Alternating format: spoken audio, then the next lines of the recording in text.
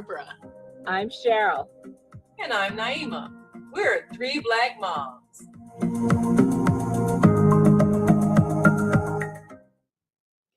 Is bullying just kid stuff? I think our generation always thought that it was.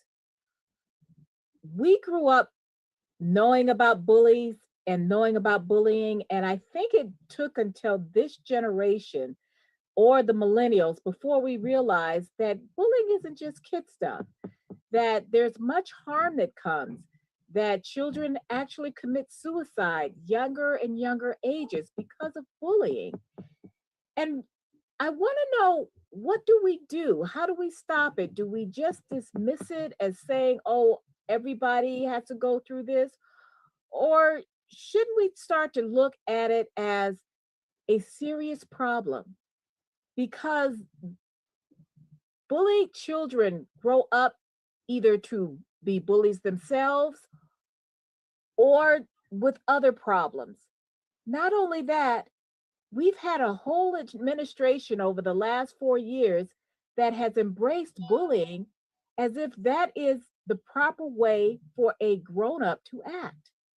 So, what do you do?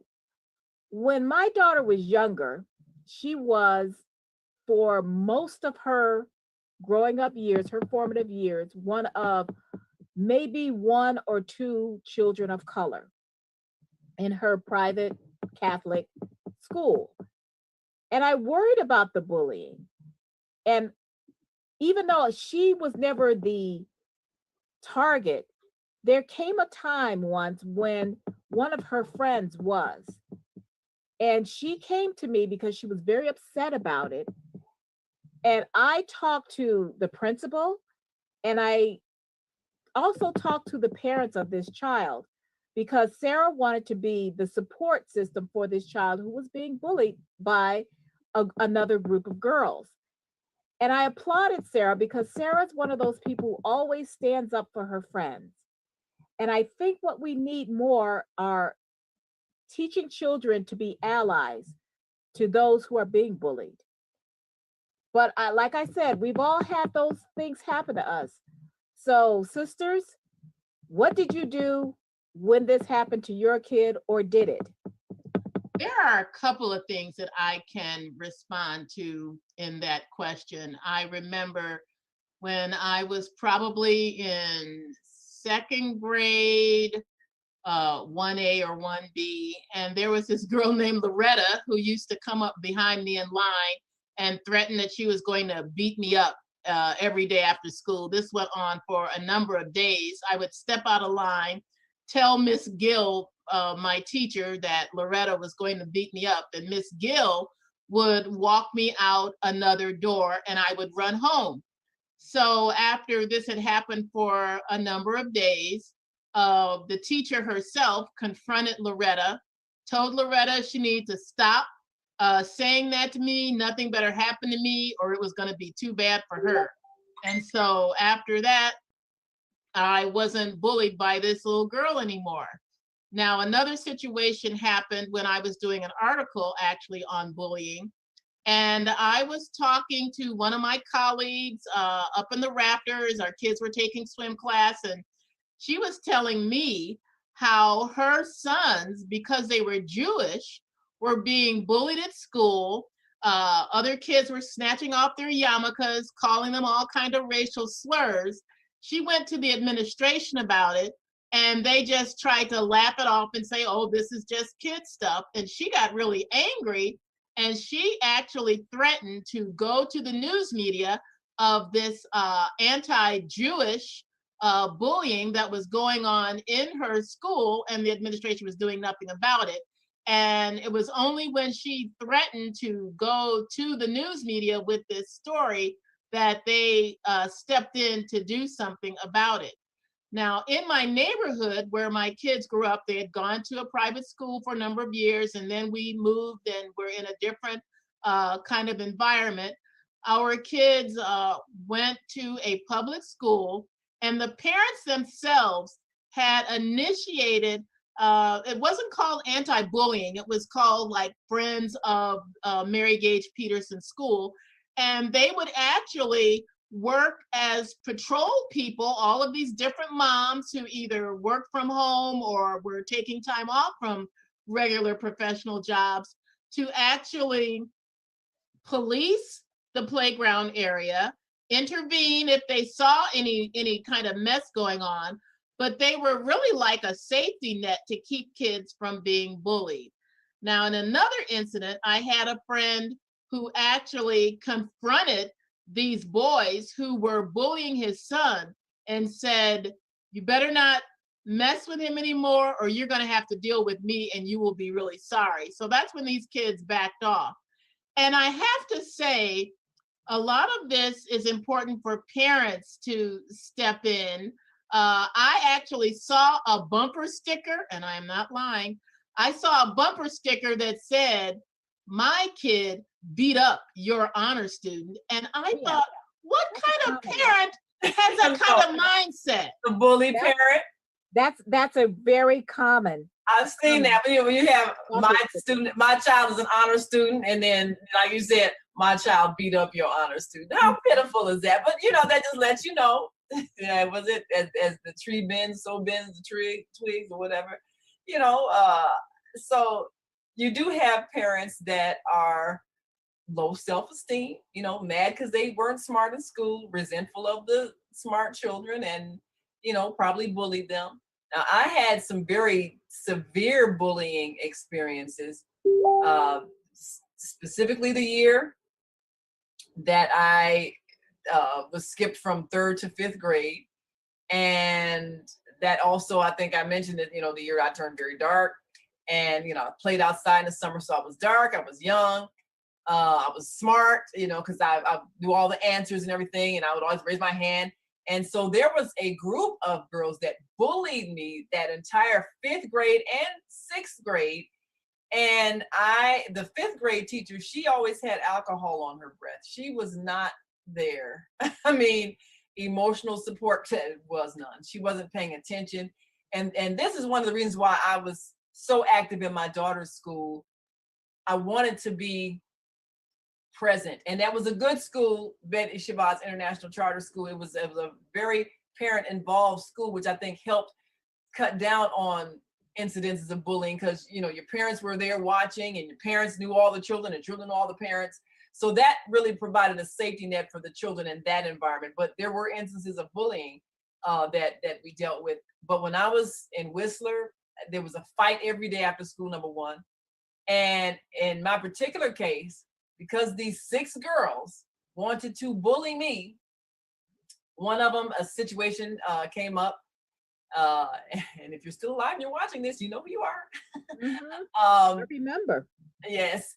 Now, she was left, the teacher when the teacher would leave the class, she would leave a student in charge. So she left this girl in charge, and they didn't like me. They were mad because I would always raise my hand and get the answer, and then she thinks she's smart.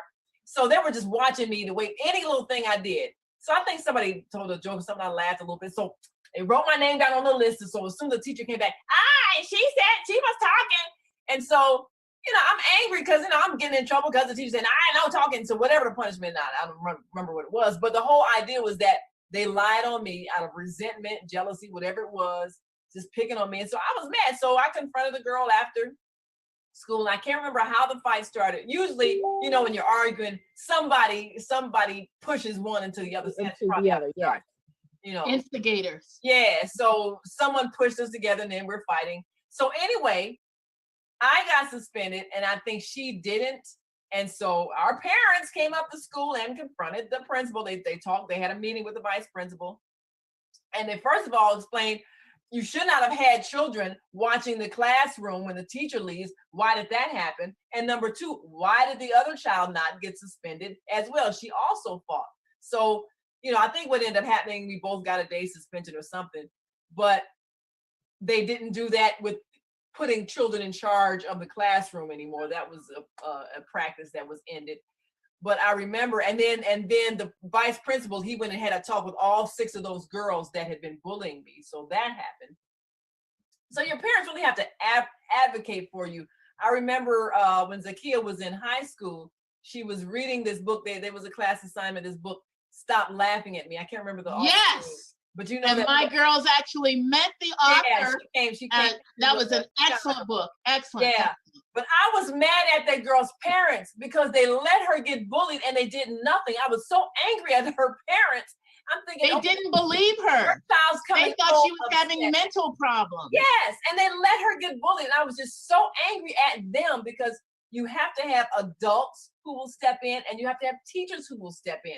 And when all the adults ignore it like it's not happening, or they say things like, oh, children will be children, they're actually part of the problem.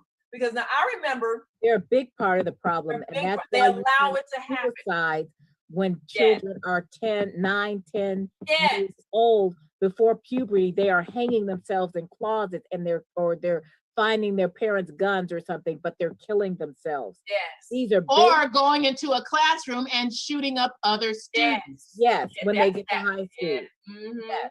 And it's all because adults did not step in and intervene. Now, I had an incident. What grade was that? I think it was 6th grade. I was teaching the 6th grade class because I was like the resident substitute at Betty Shabazz when Zakia was going there. And then after she graduated, I was still, kind of in the system and teaching and so forth. But I used to do innovative things because I didn't believe in just suspending children for fighting, because that was the policy. You fight, you get suspended. And I knew there was this one boy that they kind of picked on a bit. And so he got into a fight and he threw a chair at a student. And so it was a big, all right, throw a chair. So now the procedure was he was supposed to be suspended. But what I wanted to do was have a lesson in, I guess, civics or whatever it was. So we had a trial, and I had some students I assigned to be the jury who hadn't really seen what happened. Some I, assigned to be the witnesses who saw it. Some, and then there was one student that was, lawyer and for the defense, lawyer for the prosecutor. Anyway, and then I was the judge. And so we had a whole thing we set up as a courtroom. And it turned out, according to the testimony, that he had been provoked by some students. Mm-hmm. And that's what started the fight. So the jury went out and delivered. I'm trying to remember what happened. I think they found him not guilty. Something happened. By reasoning of provocation. Yeah, I think they found him not guilty.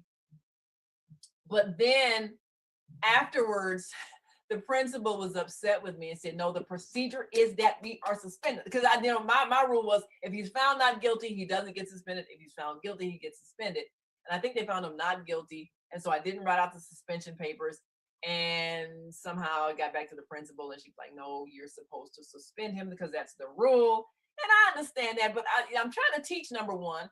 And number two, there has to be some justice. If you know that a child is bullied and picked on, and you let it happen, and then you blame them when they respond, because I did the same thing. I responded to being bullied, and then got punished for responding to the bullying when the adults should have stepped in and stopped the bullying. Yes. So those are the kinds of things that I think we have to be responsible as adults when we see it in children, and when we know our child is a bully. We have to step in and not make excuses for, oh, they're just a tough guy or whatever. No, your child's a bully. So these are things that can be, like you say, scarring for life. People commit suicide. We've had I think somebody committed suicide on Facebook one year, a couple of years ago. It was horrifying. I didn't watch it. I don't even know how Facebook let it be on there, but it happened. It was a child, had been bullied. And so all these things that are happening, people see something. They say when you see something, say something. If you see a child being bullied, don't just sit there and watch and just, oh, well, children will be children. Because nowadays, like you say, children go home and get a gun and they come back and shoot up people. And that's what has been happening. And it's happening because adults didn't step in and stop the fighting, stop the bullying in the beginning. Well, one of the things that when they have done now, because before, it used to be the thing is that, you would have a bully who would pick on one kid, and everybody else, either you have the friends of the bully who are like the hangers on, Mm-hmm. or you have the other ones who are cowering because they don't want to be the next target like this, because they don't want to be the target. What they've started to do is to engage those children to say, don't just be a bystander. Right. we're not in, and I'm going to quote somebody's book, so I got to give her name is Linda Sarsour, and I hope I'm pronouncing her name right. Sarsour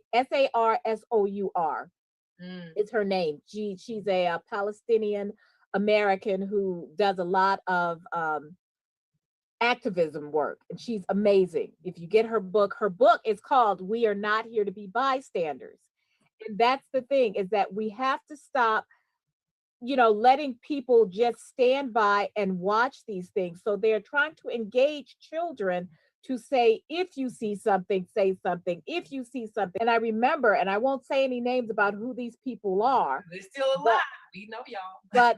but it was like three girls, and they were bullied, and they were just, they were doing this thing where they would just kind of roll into me. It was on recess, and at the time girls used to sit around, and they used to play marbles. Well, I didn't play marbles, but they were all sitting around playing marbles. So I was standing near there watching, and this other group of girls kept bumping into me on purpose. Mhm. So first they start saying, Cheryl, will you stop, moving into us? Can you move away? And then finally one of the girls looked up and said, are they bullying you? And I just kind of nodded, and she says, you come sit down here with us. Mm. I don't remember that girl's face, or her name, but I remember her face. And to this day, I wish nothing but blessings on her, because she saw something and she engaged me and made me sit down with her. And then it stopped. She took away their target. Yes. And I'm so grateful to her, because I was skinny, Yeah. little, Mhm. and you know what, there's not anything you can do when three people, because Yeah. that's the thing is with bullies, that they're basically cowards. Yeah. They They're always only gang up picking on somebody else, and they need to have that audience, or their posse, to egg them on, and to give them their bravery. So if Yeah. somebody else steps in and breaks down that can stop. And Yeah. that's the thing, is that person saying, you sit down here with us, meant everything to That's me. right. They had to To stop. this day, Yeah. to this day, Wherever you are, we almost wish blessings. wherever you are, 50 years later, or 50, more than 50 years Yeah. later, More than Yeah. 50, thank Oh, you. this is school. Because that one gesture that you probably wouldn't even remember saved me that day, because Yeah. I was terrified. Oh yeah. When you're little, I mean, how are you supposed to fight back? And when you have gangs of people, so a lot of times, I mean, even now, I understand what happens, and young people are saying we don't understand the severity of things when you have young people who have access to arms, Yes. and then you have people who are being bullied. Can you imagine the horror of some children when they go to school and they're fearing for their lives? So you have children who are carrying weapons to protect themselves from bullies, because the And yet, adults if won't they're step in and found with stop that the weapon, bullying. if they're found with the weapon, even if it's a knife or something like that, because they're terrified, and they're found, and then they're punished for having Right. a weapon, and nobody bothers to say, Why are why you do you carrying a weapon? need to carry this? What is Right. going on? Right. They want to act like it's not happening, and it's horrible. I mean, as bad as it was when we were growing up, it's 10 times worse now, because children have access to guns. Yeah. And now you have that whole area of cyberbullying. Yeah, and that's another whole thing. This is the book I was talking about. Jody Blanco is the author. Yes, Jody Please Blanco. Stop laughing at me. And My when- girls got a chance to meet her Yeah. when she was in town. They were doing the whole mayor's readers thing. And she had actually gone back to her 10-year high school reunion. Yeah. And the kids that she had talked about who had bullied her, none of them even remembered. That's what happens. No. They don't remember. And that's the thing. I mean, you're not the same people that you were back then. And I've had people who bullied me mercilessly as a child. And then you go to a reunion like, hey, girl, how you doing? Just big hugs. They don't even remember that having been the relationship. They honestly Yeah. don't. So Yeah, I that's think when they you gotta remember. let it go. You I can't. think I think that's a lot of delusional stuff, because people know when they were your friends, and they know when they weren't. You would think. I mean, some people, yeah, you know, okay, you know what you did. But Yeah. as a person, you have to let it go, because if you're holding on to it, okay, all Yes, of I us did mean, things as children that we would not do now. We know better. So you do have to accept the fact that they're not that same person. No, And no, you they're can't not. And hold- you're not either. So you and you're can't not have either. face. And so when you go to your reunion, you're not the little scared girl anymore, because you know you're accomplished, you're confident. And that's the same thing with this author here. She was, you know, successful and all that, but you still remember. Mhm. And you know, if you're able to forgive and let it go, then you can be at peace. But sometimes, you know, you You're amazed that people don't remember you're amazed that they certain don't things remember. that Somebody's like, traumatized you, but that's not in their memory. Yeah, Right. yeah, exactly. Yeah. So, and I always say, if you have people who bullied you and they're still in your life, you may need to confront them about it if you still feel bad, just so you can let it go. You know, speak it and then You let need it to go. be able to say, this is how I remember things, because they may Yes. be remembering They things may totally not. different. They may be remembering, for all we know, that it was just a joke or whatever. Yeah. And we were actually, Or we were just we having liked you. fun. Or maybe it was like I had a guy when I was in high school who used to always snap my bra. And I ran into him at a reunion, and I almost said his name, but I'm not going to say his name, but I got on him about that. He says, you know what? The thing is that I had a big crush on you and you were so smart and I had none of this. And I said, you know what? You are full of, I says, come over here and meet my husband. And then he didn't want to. But it was so funny because sometimes you just have to kind of call these people out on their That's funny. nonsense. But at least you know he had a crush, and he probably was sincere, just dumb, you know. Oh, please. But Nobody had a crush on me back then. No one. you'd be surprised. I had a crush on so many people going through school. You know, it's funny now because it's like every little funny looking nappy headed boy. But you know, back then, you don't have no sense. So Yeah. you never know. Yeah, you know, People when do I be- went to one of my class reunions and this one guy had confessed how he had a crush on me. He sat behind me in a number of our classes. He was really sweet too, and I was just so surprised. He says, "Oh, I used to like couldn't wait, you know, when you came in the class and you were so easy to talk to, and you know, and we're both married. We're both introducing our spouses to each other." Funny. He was so funny saying this. So he says, "Oh, I feel like I'm blubbering now, but." But it was sweet, you know. It was really You were nice. oblivious at the time, right? You know what? That's what's so funny is that you could have used that ego boost at the I time. know. Yeah. I felt better, you know. Then I don't need it now. I need Yes, it then. thank you. Yeah, thank you. Next. We gotta go, you all. We're out of time. Well, of course, if your child is upset about something, you do need to ask them about bullying. And you know, God forbid you find a weapon in their room, you need to you need to ask them why. I mean, I got a whole story about how I was literally going to stab this child who was bullying me, but I won't tell it here. I've told it to my radio audience. I won't tell that story again. But you do have to look at the signs for if your child is distressed or avoiding school or whatever the case may be. If there's signs of bullying, confront it. Don't send them out the house like, oh, you can handle it. Confront it. Make sure the teacher is aware. Make sure the children are aware. One thing our parents did, our mother, mama went to every one of those 6 girls' houses. I remember. And told their parents what was happening. You can believe that bullying stopped because it was some behinds that got beat that night. Yep. Sometimes Mama did the same thing when somebody was bullying me. She went to the house. yes. and We got to hold parents accountable. We got to hold these mothers accountable, you know, Yes. and fathers. We have to hold the parents accountable when your child is a bully, and that's what will make it stop. So, Yeah. you know, don't let it be something your child has to face alone, or you tell them, you know, oh, just they'll grow out of it. No, Because they won't. be an adult and confront it and make it stop. Make it stop. Well, we got to go. Remember to subscribe to our YouTube channel, 3 Black Moms, and our Facebook page. I'm Naima. I'm Cheryl. I'm Barbara. We are 3 Black Moms.